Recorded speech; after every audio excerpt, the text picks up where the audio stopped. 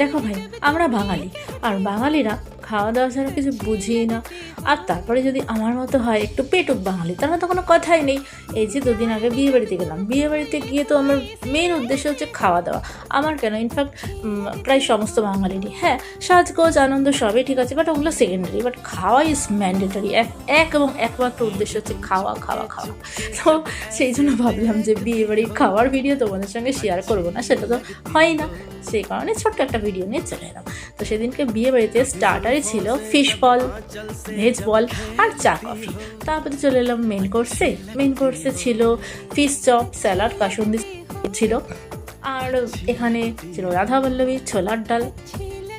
আর রাধাবল্লভী ছোলার ডাল দুটোই বেশ ভালোই ছিল খেতে।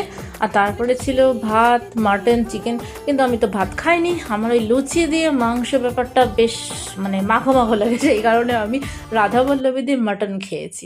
ভিডিও বলিস না। হ্যাঁ, মাটন বলবো, মাটন আমার পেটে, মাটন দেখতে গেলে আমার পেটের ছবি তুলতে হবে।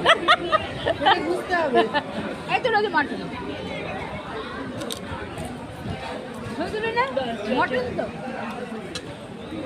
আর ছিল চারটি পাঁপড়, রসগোল্লা, সন্দেশ। বাট রসগোল্লা তো আমি খাই না, সেখানে সন্দেশ দিয়েছিলাম। আর ছিল কর্নেটো, সেটা হচ্ছে সোস্টাপার। তো চলো, এর পরের পার্টে আমি রিসেপশন পার্টির ভোজ মেনু নিয়ে আসছি।